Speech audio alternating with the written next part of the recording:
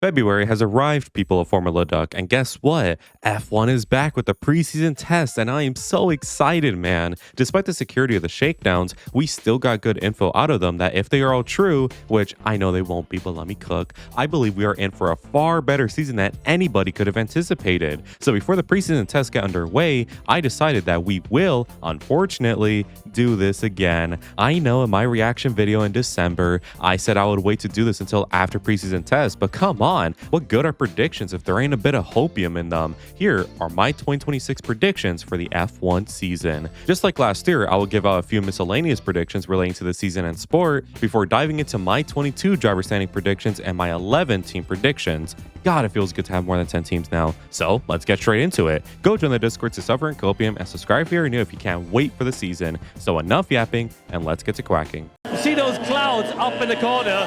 That's where the rain is coming from. Let us begin with the junior formulas, and by that, I mean the ones that matter. So, starting with F3, and I have two this year along with the F2 series. Instead of just the champion, I want to predict the Rookie of the Year since across both series, we have massive talent joining them as well. So, Rookie of the Year for F3 can go to many drivers. Now, as of writing, the grid isn't even filled out yet since one seat at Dams is to be filled still, but there are still the likes of many greats such as Freddie Slater, Ernesto Rivera, Matteo Kolnagi, Polish name, Taito Kaido, Fionn McLaughlin, along with others I didn't mention. So my F3 Rookie of the Year, my wholeheartedly honest opinion, will obviously be Freddie Slater. Now, respects to everyone else I mentioned, since they are all great drivers, don't misunderstand me, but Freddie, man, he just has it. He has been racing for quite a while now, and for somebody born in 2008, he already has a ton to his name. A few titles, podiums in every series he's competed in. He is so talented, man, it's crazy. What reinforces me more is that he already has a podium in F3 with AIX last year and a guest appearance, and come on now, he has the sauce. So once again, Freddie Slater for F3 Rookie of the Year. And you know what? I could see him fighting for a title next year, and it will be close, but ultimately, he will not nab it. Instead, I think the title will go to an equally talented individual, that being Ugo. I really wish I could pronounce his last name. The F3 title this year should be a classic since there are so many drivers all close to each other on talent right now, and it's just such a great time to be a feeder series fan. And the winner this year of F3 will be Ugo, who I think will showcase a level of skill that is unlike most. He has been on a tear recently, and as of writing, is leading the Formula Regional Oceania Trophy, formerly known as the Formula Regional Oceania Championship, formerly known as the Toyota Racing Series, and there is stacked talent competing in there, like a certain Freddie Slater and basically every other name I mentioned in my list of rookies. Ugo had a mid-year last year with Prema, who are imploding, so I think a move to Campos will give him all the focus he needs to lock in and nab up the F3 title. But now for the F2 stuff, and it's the same category, so begin with the Rookie of the Year in F2, and man, oh man, if F3 was tough,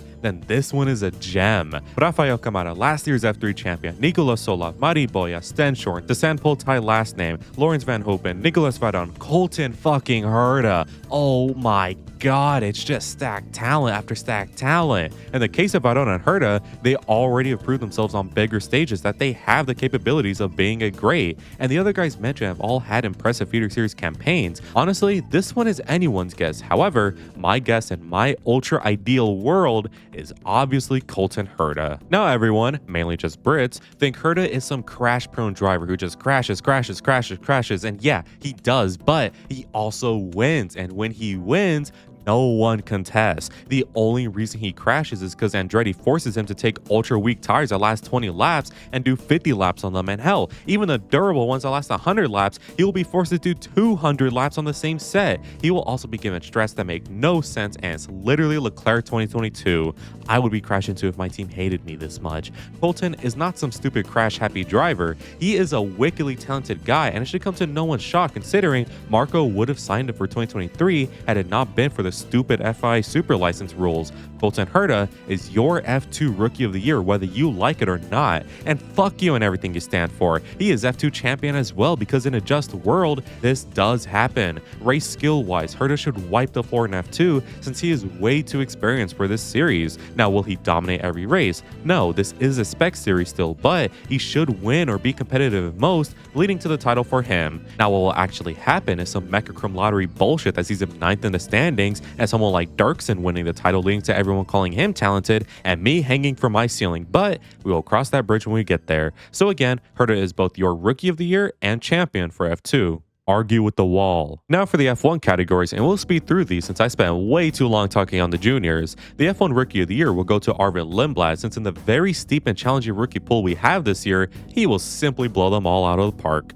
Next up, I have the closest teammates, which I believe will be the Williams pair. Now this is off the assumption that both cars will be equally good to both drivers at the same time, unlike last year where one half saw Alex really good and the other Carlos, which I believe won't repeat. Williams obviously have been very disappointed in the shakedown considering they couldn't even show up for it, but I believe this is all being blown out the water. They have poured so much time and resources into this season, it's basically impossible for them to fail like so many people seem convinced they were gonna. Williams will get plenty of points and perhaps by season end, they're nabbing up the podiums. Don't count them out. The furthest teammates this year, however, I actually think will be tough to call. Every driver lineup this year is very solid, and I'm fairly optimistic for each driver. However, I'm gonna say it's gonna be Alpine. Now, I think Franco will do good. In fact, maybe he won't be fired.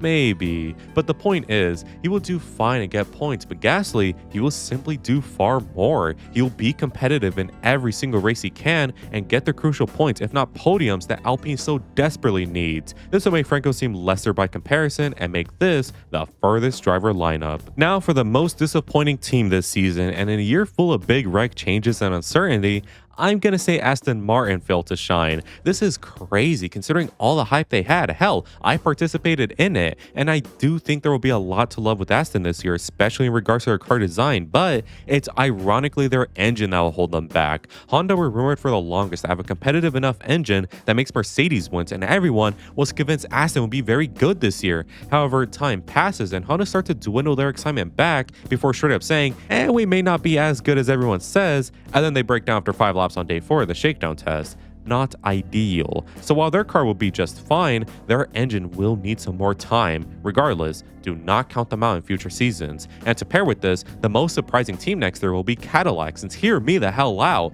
Yes, Caddy have the smallest team. Yes, Caddy are brand new. Yes, Caddy have been rushed into the sport, but it's Cadillac for crying out loud. They are not dumb. Yes, the first few races could be bad for them, but in no time, they will come back and show that they are more than just a joke. I'm not saying they're going to get points every single race. I'm just saying they won't be as incompetent as many make them out to be. Finally, here are some random predictions. A driver will score 67 points while a team will score 89 points, give or take a 5 plus or minus difference. A driver is going to have an accident thanks to their front wing DRS, prompting an FIA investigation. There will be a title battle going into Abu Dhabi for the 3rd year running. This is including drivers and or constructors. Overtake of the month in July is going to be done by Liam Lawson. McLaren will have 4 special liveries. The Madrid Grand Prix will not go to plan, whatever that means. And finally, on lap 28 of the Belgian Grand Prix, the race will get red flagged due to something happening, obviously. Now, let's get into the driver standings predictions.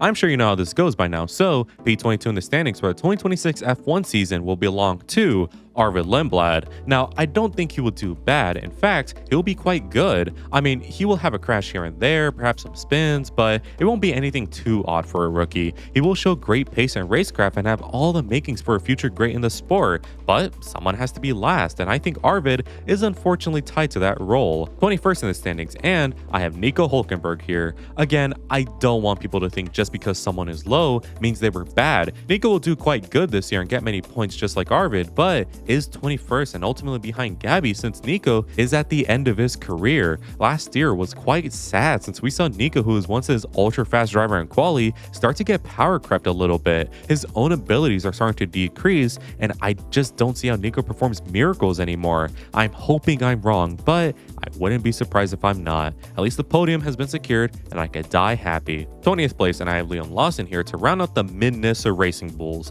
I look at that RB, whatever they want to call their car, 26, and I just don't get happy. This looks like such a basic car, and I have zero hope of the team being good. Liam will score points more than once, but it'll all be like P10s and nothing more. P19, and I have Valtteri Bottas here. Like I said, Caddy will do much better than everyone's expectations, which unfortunately are Caddy DNS every race, so I don't know if a P19 is much of a victory. Regardless, Valtteri will showcase that he should have never left, and in that car that is just there on the grid, he will nab up some points and make everyone proud. crowd before he leaves again, because remember, Herta won F2, someone has to leave caddy now, and yes, it is Valtteri, since he didn't showcase the skills of Checo, which albeit weren't that far from his, but he still didn't. And before we talk on Checo, P18 in the standings is Lance Stroll. For a driver who hates the sport, now that there is more managing and actual talent involved with driving the cars, Lance will suffer like never before, leading to an all-time embarrassing P18 finish in the standings.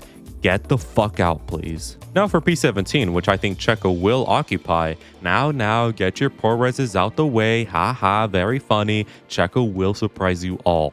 Yes, Valtteri was kicked out very unceremoniously in 2024, but Checo was the worst victim. Horner completely ignored him in 2023 when Checo first saw signs of Red Bull going down, and when they did go down in 2024, Checo was fired. Now, yes, he did crash the car a fuck ton, but he still got 100 plus points, washing Yuki's total last year. Plus, Horner was fired anyway, so now Checo has a vendetta against his critics. He must prove to them that he is more than what Red Bull showed, and I believe he will achieve this.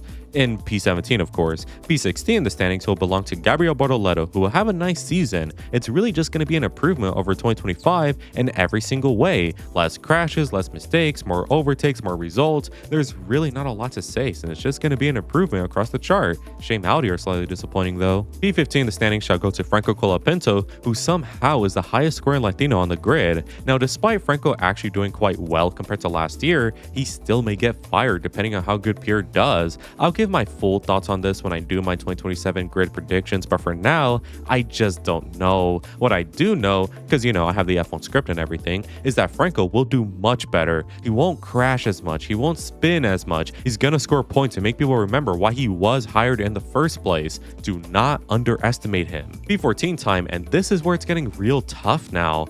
I say P14 shall go to Esteban Ocon, who I think will do good. He will do far better than 2025, and honestly, will have his best year since 2022, dare I say. However, Ollie is serious talent, and serious enough to where I think Esteban has to be number 2 to him, if you get what I mean. All I could hope for is that he remembers that he is still doing good and is in no danger for his seat.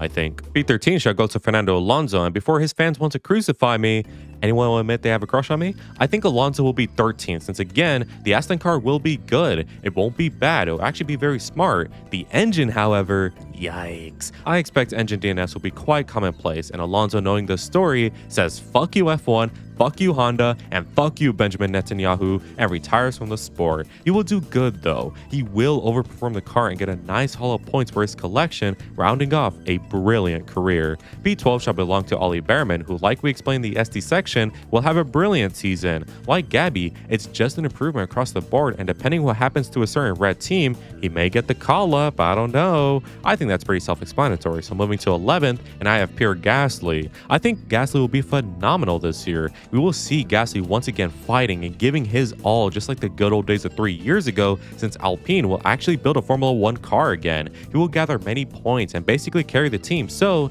let's move on to the big bad top 10. In P10, I have Isaac Hadjar. Hey, considering how shit Red Bull teammates have been, I think this is a great thing. Hadjar will show that he is no Liam or Yuki, which to be fair, isn't exactly a high bar. He will gather way more points than they did, and sometimes be right there with the top guys. However, it is his second season. Let's get real, folks. He's going to have his crash, he's going to have his crucial mistake, and the pressure of being in a top team certainly will not help with that. But hey, could be worse, he could be Yuki. P9 shall go to Alexander Albon, and while we're at it, P8 shall go to Carlos Sainz. I think it could go either way, but using history as an example, Sainz will have the slight edge over Albon. Honestly, this lineup kind of reminds me of 2014 Massa Bottas, since I believe both drivers will get on that podium when opportunity calls and lead the midfield like it's nothing. Yes, Williams missed the shakedown, boo-hoo. I think it's all blown out of proportion, and they'll be just fine, man. Believe me, I have the F1 script, remember? P7 in the standings. The top teams now shall go to Kimi Antonelli.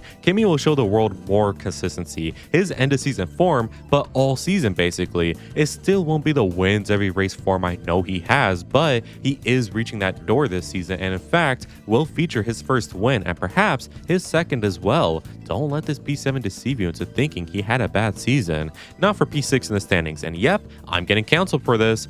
Oscar Piastri. First up, McLaren will not win the title this year. They will be good, don't get me wrong, but the title winning car they had, yeah, that's not happening again. Oscar will win races. Oscar will stand on the podium. Oscar will be awesome for McLaren, but he is 6. It's as simple as that, man. I don't know what you want me to say. It's just predictions. I swear I have zero vendetta against him. P5 in the standings is Lewis Hamilton, who will have a nice, humble season. Do I think he could win races?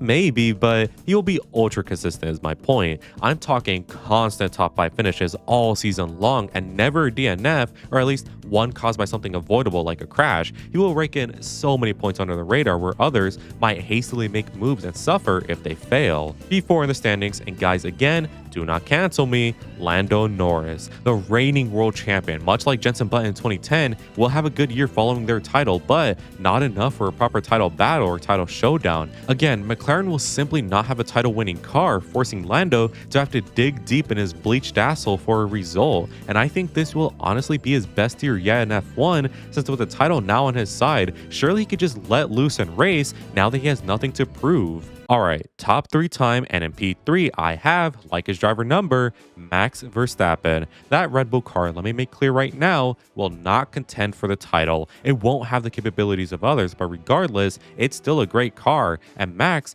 will do so many miracles this year. If driver skill is going to be more prevalent than ever, then I think Max will simply understand the cars faster than everybody else and lead to an amazing season. The title won't be won, but boy can that man drive a car. Now for our top 2, the driver battle for the championship, I hope. And in P2, I have George Russell, which of course means Charles Leclerc is world champion, baby. Look, I continually believe this, but I will say it could be either way. I think Mercedes and Ferrari will have the perfect balance of everything, leading to their drivers fighting for the title. It's the red silver war again, but a decade later, and I will be there to eat. Ideally, I would love for Max to be in this fight as well, but then it sounds too much like a fan fiction, so I'll just leave it between George and Charles. But both, make no mistake, are 100% ready for a title. It is one of their times now. Whose will it be? Time will only tell. But now for the constructor standings, and no one cares, so quickly remember this. 11th Racing Bulls, 10th Cadillac, 9th Audi, 8th Aston thanks to Stroll, 7th Alpine, 6th Haas, 5th Williams, 4th Red Bull, 3rd McLaren, 2nd Mercedes, and 1st, of course, Ferrari. This year is our fucking year. So those are my predictions for the 2026 F1 season. You know, if there is anything I could be sure of this year, it's that Lindblad will be Rookie of the Year and Ferrari will be champions. That way, if I'm wrong, I'm also right, since at least one of these things will come true. Don't play chess, play checkers. Anyways, I want to give a quick shout out to all members of the flock for the continued support. Make sure you join if you want cool benefits, as well as just helping me out. Anyways, if you enjoyed today's video, make sure you leave a like and subscribe, since it really helps me out. Make sure to let me know in the comments what your predictions are. And as always, have an amazing day. Good weather for the duck.